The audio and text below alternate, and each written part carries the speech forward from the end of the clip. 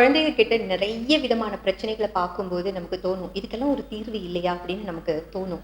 டியா brain project வந்து குழந்தைகளுக்காகவே design பண்ணப்பட்ட project. இந்த ப்ராஜெக்டை குழந்தைகளுக்கு நம்ம கொடுத்துட்டோம்னு வச்சுக்கோங்களேன், நம்ம குழந்தைய மோல்டு பண்றதுக்கு இதை விட ஒரு எக்ஸலன்ட் டூல் வந்து உலகத்திலே கிடையாதுன்னு தான் நான் சொல்லுவேன். அதுக்கான ஒரு தீர்வு தான் வந்து டியா. ஸோ நம்ம இப்போ வந்து நிறைய பேரண்ட்ஸ் கிட்ட பேசலாம். அவங்க குழந்தைகிட்ட இந்த கிளாஸுக்கு அப்புறமா என்ன மாதிரியான மாற்றங்கள்லாம் பார்த்தாங்க அப்படின்னு சொல்லிட்டு நம்ம அவங்க கிட்ட டிஸ்கஸ் பண்ணலாம். சொல்லுங்க சார், பௌஷிகாவை கிளாஸுக்கு போடுறதுக்கு என்னென்னலாம் எதிர்பார்த்து கிளாஸுக்கு போட்டீங்க? நல்ல மார்க் எடுக்கணும் அப்படிங்கிறதுக்காக, நல்ல ஒரு டீசன்ஸாக இருக்கணும், மெமரி இன்க்ரீஸ் ஆகும், நல்லா படிக்கணும், கான்சென்ட்ரேஷன், பிஹேவியர்ல என்ன எதிர்பார்த்தீங்க? நல்லா பேச ஆரம்பிச்சு சொன்னா புரிஞ்சுக்கலாம், ஒரு கான்ஃபிடன்ஸ் வந்துருக்கு. இப்படி இருக்கக்கூடாது அப்படின்னா ஓகே நான் இருக்க மாட்டேன், இந்த டைமுக்கு வரணும், வீட்டுக்கு வரணும், இந்த டைமுக்கு படிக்கணும்னா ஓகே நான் பண்ணிக்கிறேன். குழந்தைங்க வந்து படிக்கிறதுக்கு தனக்கு இன்ட்ரெஸ்ட் கொண்டு வரணும்னாலே அங்கே ஒரு கான்சன்ட்ரேஷன் விஷயம் தேவைப்படுது. என் குழந்தை வந்து படிக்கிறது இல்லை, படிக்கிறதுக்கு உட்கார வைக்கிறதே ரொம்ப கஷ்டமா இருக்கு அப்படின்னு நிறைய பேரண்ட்ஸ் சொல்றது நான் கேள்விப்பட்டிருக்கேன். அகடமிக் சைட்ல என்ன காரணங்களை நம்ம சொன்னாலும் குழந்தைங்க கிட்ட படிக்கிறதுக்கு உட்கார்றதுக்கு இன்ட்ரெஸ்ட் இல்லை அப்படின்னா அது கான்சன்ட்ரேஷன் ப்ராப்ளம் தான்.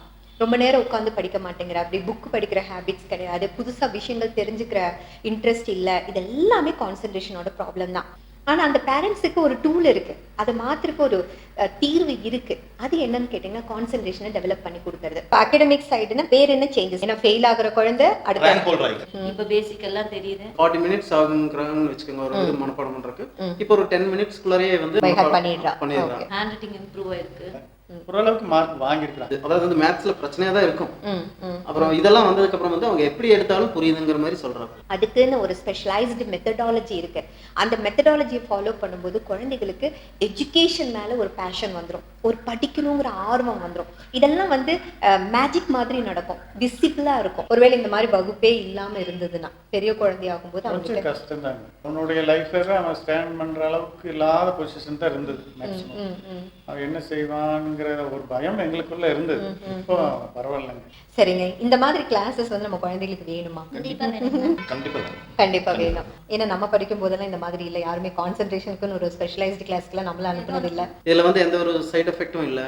இதுல வந்து அவங்களுக்கு ஒரு நான் அவங்கள தன்னைத்தானே புரிஞ்சிக்கக்கூடிய ஒரு அதாவது வந்து அவங்களுக்குள்ள இருக்கிற திறமையை வந்து வெளியே கொண்டு வரக்கூடிய ஒரு முக்கியமான ஒரு ரெண்டு விஷயம் இவர் சொன்னது எனக்கு ரொம்ப பிடிச்சிருக்கு. அதாவது செல்ஃப் அனலைசேஷன், நான் யாருங்கிற ஒரு புரிதல் வந்து இந்த கிளாஸ்ல வர எல்லா குழந்தைகளுக்கும் இருக்கும். அதே மாதிரி ஹிடன் பொட்டென்ஷியல், நம்ம கிட்ட என்ன திறமை இருக்கோ அதை வெளிப்படுத்துற இதுவும் வந்து இந்த கோர்ஸ்ல இருக்கு.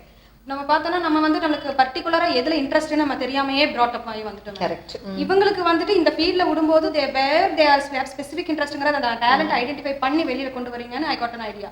எனக்கு மெயினா வந்து அவனுக்கு பேசிக்கே தெரியாதுன்னு சொன்னலங்க, ஹோம்வொர்க் எழுத மாட்டான், எதுவும் பண்ண மாட்டான். இப்போ வந்து அப்படி இல்ல, அவனோட ஹோம்வொர்க் சேஞ்சஸ் இருக்கு. எனக்கு அதே வந்து ஒரு பெரிய அதிசயம் தான். உனக்கு என்ன சேஞ்சஸ் உங்ககிட்ட தெரியுது? மெமரி பவர் நல்லாவே இன்க்ரீஸ் ஆயிருக்கு மேம். சீக்கிரமாவே நான் படிச்சிடுறேன். அப்புறம் மிஸ் லெசன் எடுக்கும்போது அதை தவிர வேற எதுவும் நம்மளால ஃபோக்கஸ் பண்ண முடியல. கான்சென்ட்ரேஷன் பவரும் இன்க்ரீஸ் ஆயிருக்கு. அப்புறம் ஸ்டேஜ் ஃபியர் இல்ல. Very good. கிராஃப்ட்ஸ் அப்புறம் டிவி பார்க்கறது குறைஞ்சிருச்சு. அதுக்கு பதிலா கிராஃப்ட் ஒர்க்ஸ் எல்லாம் நிறைய பண்ணிட்டு இருக்கேன். கிரியேட்டிவா உனக்கு ஏதாவது பண்ணணும்னு தோணுது. Okay, very good. குழந்தைகளுக்கு வந்து நம்ம சொத்து சேர்த்து வைக்கணும்னு நினைப்போம். ஆனா மிகப்பெரிய சொத்து வந்து குழந்தைங்க வந்து தன்னை தானே பாதுகாத்துக்கிறது, யாரோட ஹெல்ப்பும் இல்லாம தானாவே வளர்ந்துக்கிறது, தனக்கு தேவையான விஷயங்களை கத்துக்கிறது, டிசிப்ளினோட வாழுது, மற்றவங்களை டிஸ்டர்ப் பண்ணாம இருக்கிறது. இதுக்கெல்லாம் தான் இந்த கிளாஸ்.